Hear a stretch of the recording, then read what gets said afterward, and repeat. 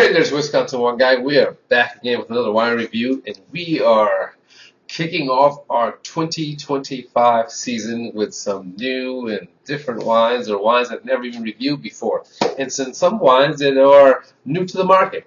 So, the end of 2024, I introduced you to 90 plus Cellars, okay? And we'll get to that in this wine here momentarily.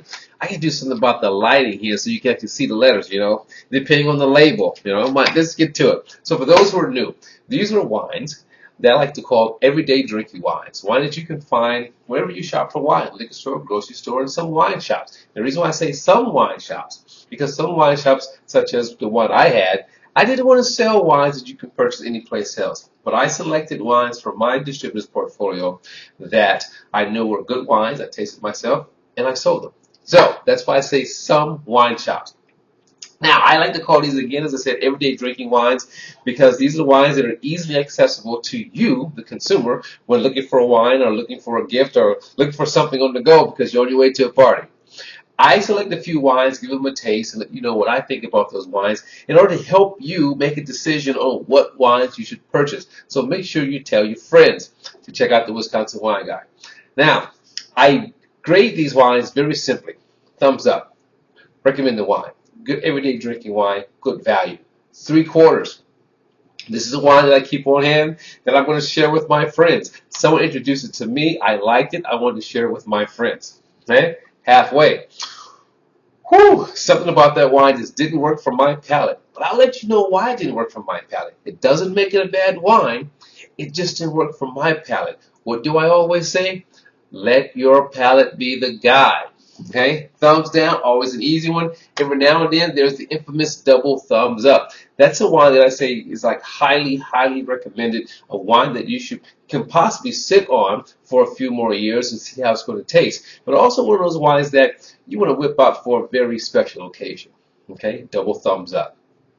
Let's get to it. 90 plus Cellars. So 90 plus Cellars is a concept that came out of, building partnerships.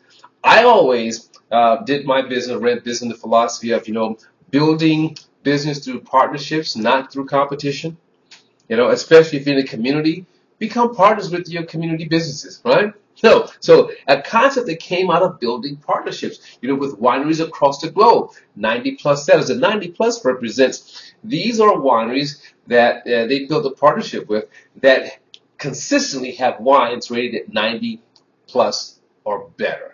Okay, so they have all this wine that they need to get distributed out to the public. So it said, hey, why not we partner?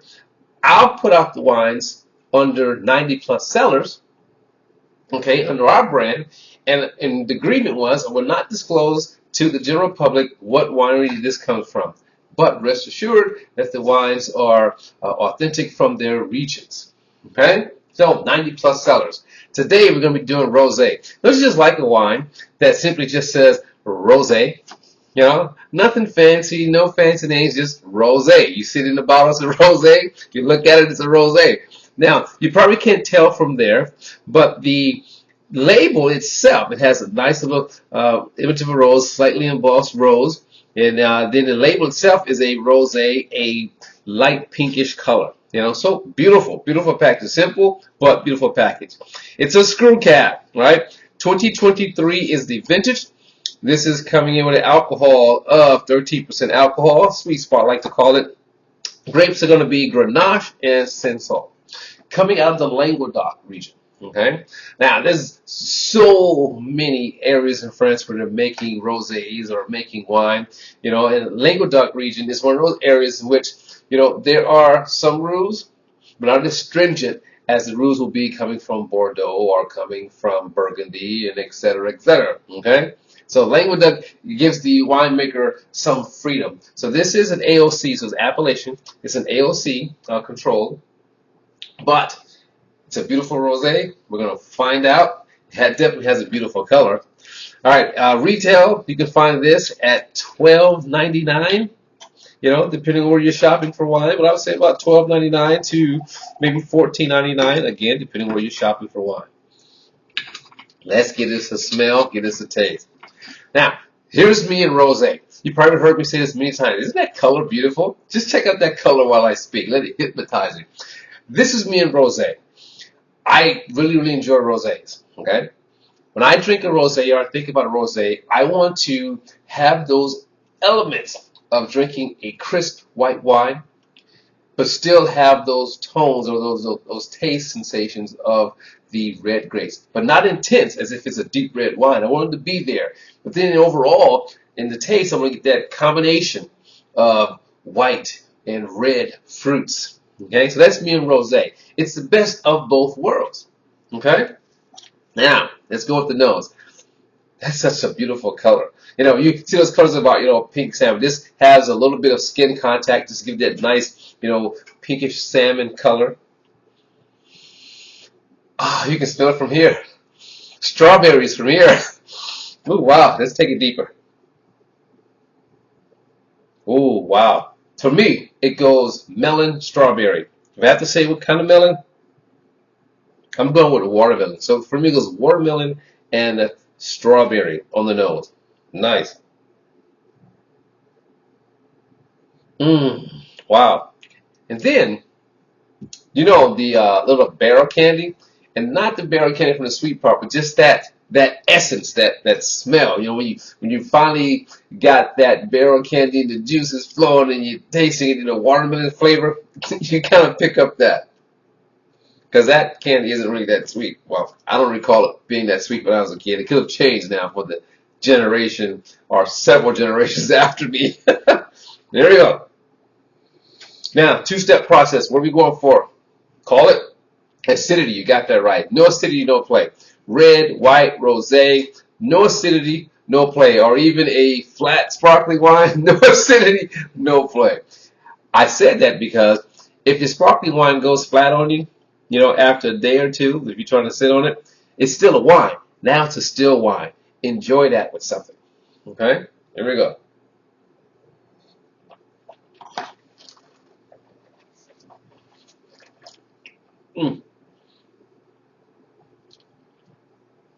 Oh, beautiful acidity for me. Beautiful acidity. It's dry. Okay? Which is nice. But it's dry with flavor. It's dry with taste. Okay? But if you're looking for a fruity type of rosé, this isn't the one. Okay? This is the kind of rosé that's going to be refreshing. It's going to be crisp. It's going to be clean. The kind of rosé I described earlier. The kind of rosé to be enjoyed just sipping, while gazing over the ocean or gazing over a lake or gazing over your swimming pool in the backyard. Having some simple light hors d'oeuvres or cheeses. This is that rosé. Okay? But it definitely has flavor. But we're not talking about the flavor yet because we're just testing the acidity. Now, let's go to the table.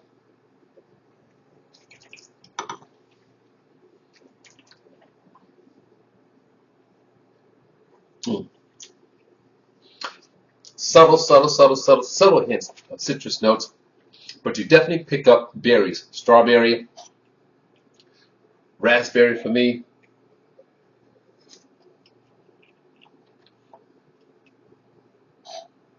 And I kind of want to put a little bit of, no, I can't put that in there. I'm trying to come up with a berry. Can't be blueberry. Blueberry is a whole different beast. Wow. I mean, there's like a dark berry note to it. But I have to go through the berries in my head. You know what? There are darker raspberries too. But this is just so nice for me. I was reading up on it. Again, on the back they give you the, on some of the wines they'll give you the calorie count, etc. But I was reading up on this one, and it's less than 1% or 1 gram of sugar. So that's dry, less than. But why does it need to be sweet if there's a good quality fruit to it? Okay, so definitely the quality of fruit is there because it has a nice fruit presence to it. That begs for food. A salad, a salad with maybe bacon bits and egg and things like that, or a salad niçoise, with the tuna. Uh, I can see this with quite a few things. So, Wisconsin Wine Guy is going to give the 90 plus Cellars rosé wine from Languedoc a double thumbs up. I'm digging it. I would drink this in the cold months just as I would drink this in the warm months. Hopefully you enjoy it too. Give it a try. Let me know what you think. I'm very interested if you've already had this. If you haven't, seek it out and let me know what you think. It's Wisconsin Wine Guy saying as always that your palate be the guide, selecting your wine. I'm going to enjoy the rest of this and I'll see you next time. Ciao!